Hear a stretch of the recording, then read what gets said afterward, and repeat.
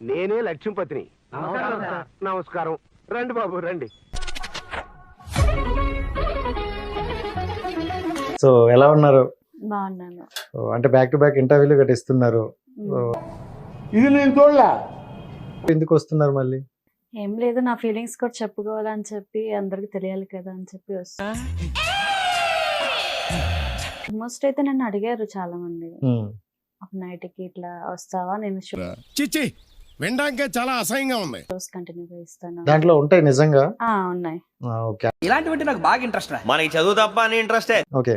అడిగారు బట్ నేను ఒప్పుకోలేదు. నాకు ఈవెంట్స్ లేకపోయినా పర్లేదు, నేను ఇంట్లో అన్న ఖాళీ కూర్చుంటే కానీ ఆ తప్పు మాత్రం నేను చేయడమే చెప్పాను. ఓకే. నేను నమ్మను. నమ్మొద్దురా. డేకి 1000 అట్లా ఇస్తున్నారు నాకు. ఇంకా అదే కంటిన్యూ 8 years నుంచి కంటిన్యూ అయిపోయింది. దీన్ని బట్టి జీవితంలో ఎలా పైకి రావాలో నీకు అర్థమైందిగా. ఒకసారి అని కాదు, చాలా సార్లు. ఓకే. ఫిజికల్ గా అయితే చాలా బాధపడ్డాను నేను. ఊరుకోండి సార్, బాధపడి మాత్రం ప్రయోజనం ఏముంది?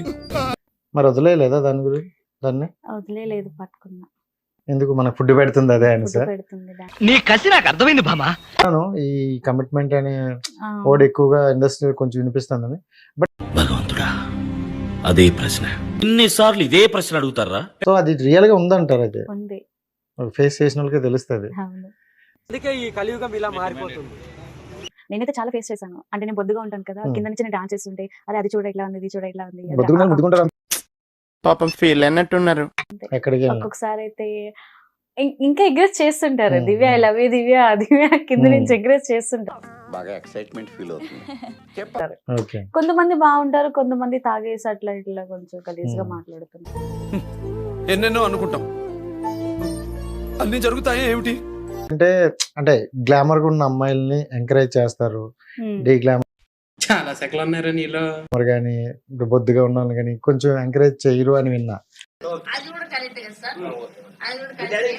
మీకు దొరికిన వాళ్ళు అంటే ఎక్కువగా ఈ రోజుల్లో ఎలా ఉందంటే లవ్ అనేది సెక్స్ కోసమే చేస్తున్నారు అనే టాపిక్. ఏం మాట్లాడుతున్నావురా? నరాలు కట్ అయిపోయింది. ఏం చేయడం లాట్ సార్. ఇంకా మేము వెళ్ళి రెక్స్ తీసుకుంటాం సార్. రారా పక్క వెళ్దాం.